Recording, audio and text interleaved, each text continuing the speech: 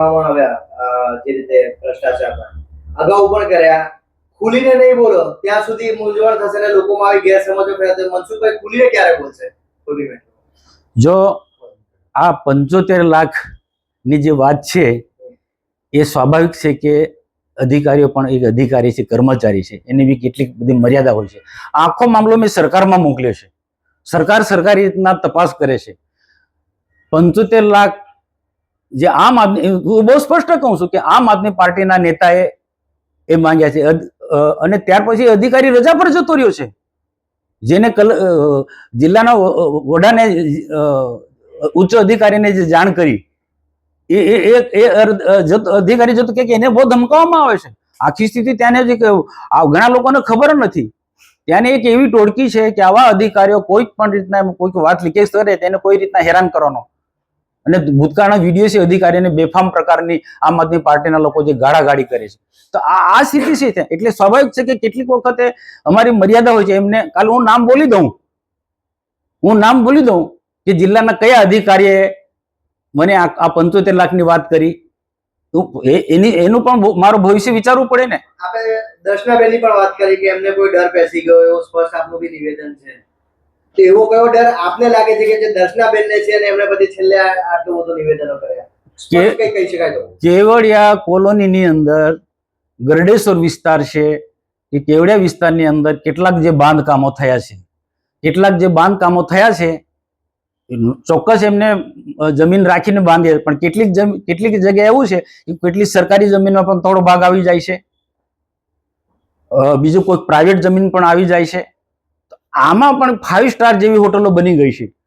હવે આ જે આખો તપાસનો વિષય ભૂતકાળમાં કોઈને કોઈ ઉપાડ્યો હતો, એ વખતે ઉપાડ્યો હતો, પણ એ જ 1 વર્ષ પહેલા. પણ એ આખા પ્રકરણની અંદર કેટલાક રાજકીય નેતાઓ એ 1.5 કરોડનો તોડ કર્યો. આમાં 1.5 કરોડનો તોડ કર્યો અને આખો મામલો વાઇન્ડ અપ થઈ ગયો.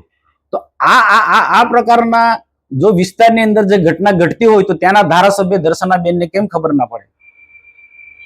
તો આને લઈને હું એવું નથી કહ્યું કે દર્શનાબેનના માણસો આમાં ઇન્વોલ્વ છે, પણ હું ચોક્કસ કહી શકું કે આ જે લોબી છે એ બિલ્ડર લોબી છે, જમીન દલાલો છે કે તોડપાણી કરનારા લોકો જે છે કે આ જે લોકો એ કોઈ ને કોઈ રીતના ધારાસભ્ય દર્શનાબેન પર પ્રેશર લાવ્યા હશે તો જ આ પ્રશ્નને ડાયવર્ટ કરે ને. બાકી ખરેખર તો એમને મને સમર્થન કરવું જોઈએ.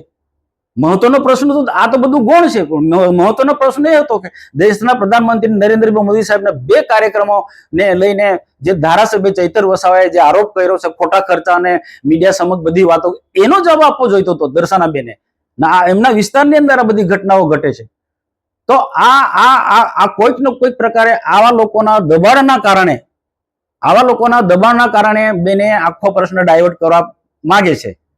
મનસુખભાઈ, શિસ્તને વરેલો પક્ષ છે ભારતીય જનતા પાર્ટી. ભારતીય જનતા પાર્ટીના નેતાઓ સામે જ્યારે પબ્લિકમાં જઈ અને આવા નિવેદનો કરે, પક્ષને કેટલું નુકસાન, પક્ષની દ્રષ્ટિએ તમે શું જુઓ છો?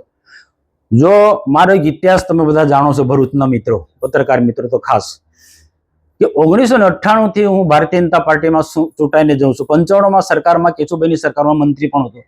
ઠીક છે, કોઈક અમારા કાર્યક્રમ હોય તો કોઈક મિત્રને, કોઈ બિલ્ડરને અમે કહીએ કે ભાઈ આ કાર્યક્રમ, પણ વ્યક્તિગત રીતના ક્યાંક પણ મેં ઉઘરાણું કર્યું નથી. પાર્ટીના શિસ્ત, મૂલ્યો, સરકારનો પારદર્શક વહીવટ મેં હંમેશા ફોલો કર્યો છે. અને એવા ભારતીય જનતા પાર્ટીમાં મારા જેવા અનેક લોકો છે, કેન્દ્રમાં અને રાજ્યમાં, પણ ક્યાંક કોઈક ને કોઈક કેટલાક એવા લોકો હોય કે જે પાર્ટીના શિસ્તને કે પારદર્શકને ના માનતા હોય. એવા લોકો એવા ગણ્યા ગાંઠ્યા લોકો આખી સરકારને, આખી પાર્ટીને બદનામ કરે છે. એટલા જ માટે મેં ખુલ્લા પાડે છે એમને. આવા જે પાર્ટીની ગાઈડલાઈન તોડનારા લોકો હોય કે સરકારનો આખો ધ્યેય છે એને તોડનારા લોકો હોય, એવા લોકોને એટલા માટે હું ખુલ્લા પાડું છું. બાકી મારો બીજો કોઈ આશય જ નથી, ને કોઈ મારું કોઈ વિરોધી નથી, ને કોઈ મારું બગાડતું પણ નથી. પણ આમ પ્રજા હેરાન ના થાય અને કોઈ ખોટા લોકો ફાવી ના જાય. હું આટલે દર્શનાબેનને આજે પ્રશ્ન પૂછું કે ચૈતરભાઈ વસાવા આટલા ટાઈમથી ભાજપ વિરુદ્ધમાં, સરકાર વિરુદ્ધમાં, ભાજપના મંત્રીઓના વિરુદ્ધમાં બેફામ બોલે છે, કેવડિયામાં આવીને એક પણ દિવસ ધારાસભ્ય દર્શનાબેન એને જવાબ કેમ નથી આપ્યો? એ પણ મારો પ્રશ્ન છે દર્શનાબેનને. જો મને બધી રીતના દબાવવાના પ્રયત્ન કરતા હોય, મારા પર બદનક્ષીને દવાનો ઠોકવાની વાત કરતા હોય છે, તો પછી ચૈતર વસાવા બેફામ સરકાર માટે બોલે, ભાજપ માટે બોલે છે. એનો નિરંજન વસાવા જિલ્લા પ્રમુખ હોસ્પિટલમાં દોડી જાય ટીમ લઈને, પોલીસ સ્ટેશનમાં જાય, સ્કૂલોમાં જાય, તો એક પણ એનાથી પાર્ટીને ડેમેજ થાય.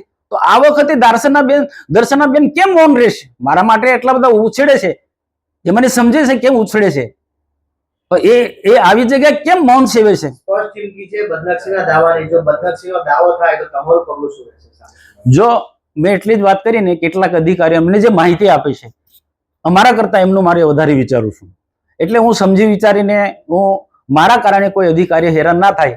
બાકી આ 75 લાખનો જિલ્લાના વરિષ્ઠ અધિકારીને ઉપસ્થિતિમાં આ પ્રશ્ન ચર્ચાયો હતો, અને 75 રૂપિયા માંગણી કરે છે એ અંગેનો, તો અમે અમારા જિલ્લાના અધિકારી એમને પણ કે નહીં અપાય, અને અમે પણ ના અપાય, મેં નીલ જિલ્લા પ્રમુખ નહીં અપાય. એના કારણે આ બધું ઊભું થયું છે.